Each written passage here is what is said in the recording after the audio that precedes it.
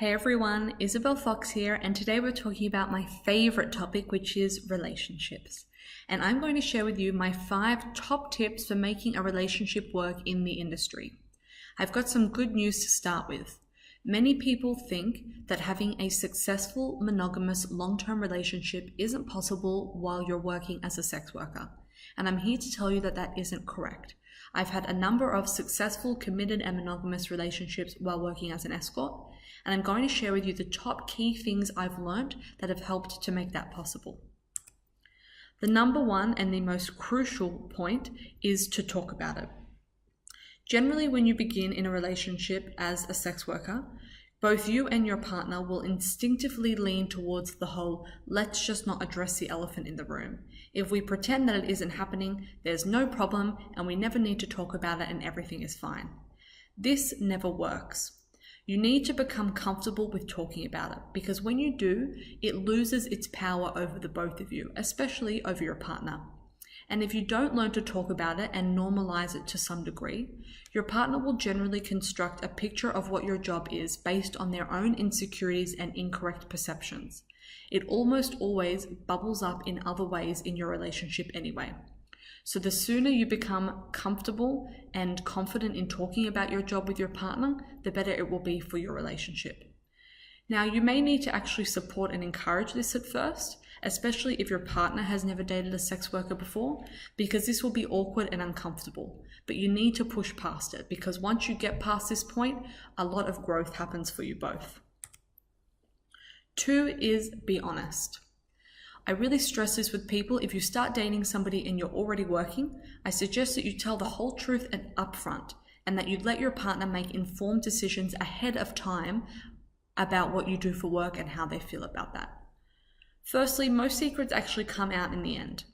So when that happens, you'll have 2 problems. Not only will you have to address the original issue that you tried to keep from your partner, whatever that may be. Perhaps it's that you're offering some sort of natural service that you are worried your partner won't feel comfortable with. Not only do you have to address that issue, but you now also have to address the fact that you lie to them about it, which more often than not ends in broken trust, which is very hard to be rebuilt, or your relationship ending anyway. So you can actually halve this problem by just telling them upfront in the beginning and dealing with it like sensible adults then. Secondly, the quality of any relationship, especially one involving sex work, is built on honesty and trust. There's a lot of trust that happens for your partner when you go to work and you perform what they consider to be an intimate service and then come home to them. They need to trust that you're doing the right thing, that you're not violating your relationship in some way, whatever it is that means to them. You can't build that trust with somebody if you're not being honest with them. And note here that half-truths are still lies. I meet people who say that, my partner knows what I do, but they think that I only do it at this time, or they think I only do this service, or they kind of know that I'm working, but they kind of think that I'm really just a massage therapist and only do certain things like this, but they don't realize that what I'm actually doing is escorting. Just because you've told your partner a segment of what you're doing, but keeping other things, doesn't mean that you're being honest. Again, they will generally find out and it will ruin the quality of your relationship anyway. You should also respect your partner enough to give them honesty, because in turn, your chance of receiving the same increases. Again, serious and successful relationships are built on great honesty and trust. And yes, you have to risk a little bit to earn that, but that's the way that relationships are built. Third is to treat core issues, not symptoms. Band-aid solutions never work. A common scenario is for your partner to come to you and say, I'm fine with you doing your job, I just don't want you to do X service because this service doesn't work for me because of XYZ reason. Or just don't see this sort of client, but everything else is fine. Specific clients or services or other issues are rarely the true cause of a problem. What you need to do if your partner lets you is you need to dig deeper to the root cause of why they actually dislike that. And generally what they think of the issue is, rarely is. For instance, I had a partner who didn't want me to tell people what I did for work. And he came up with all these smokescreen reasons for why it was better for both of us if they didn't know.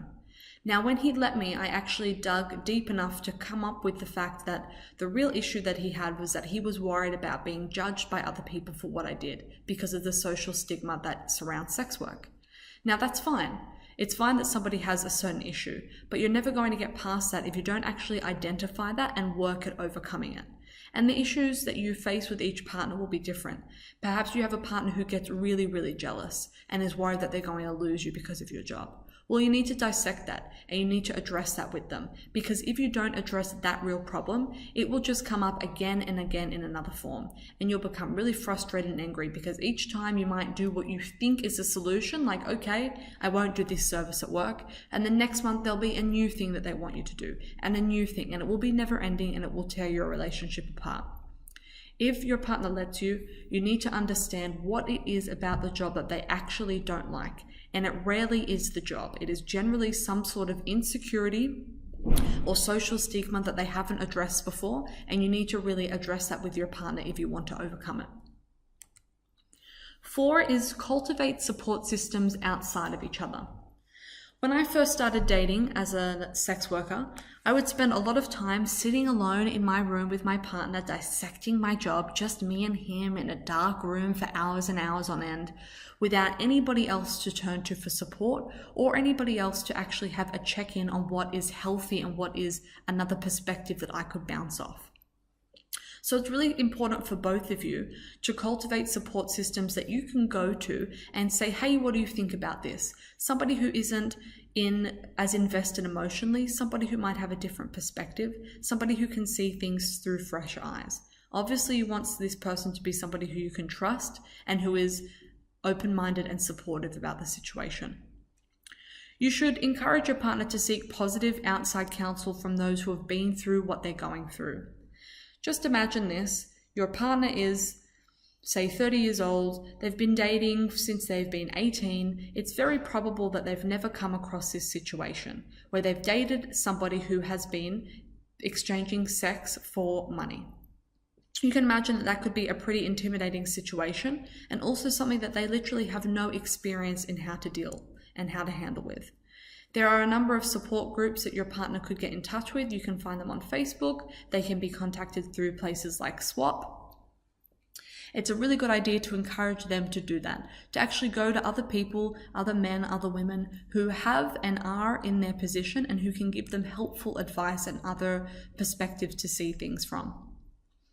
There'll also be things that your partner feels that they can't say to you, things that are really important for them to get off their chest and to really voice and put out into the open, but they might not feel like that they can actually do that with you. It might be somewhat insulting. They might worry that you're going to find it offensive. They might worry that it's actually going to hurt you.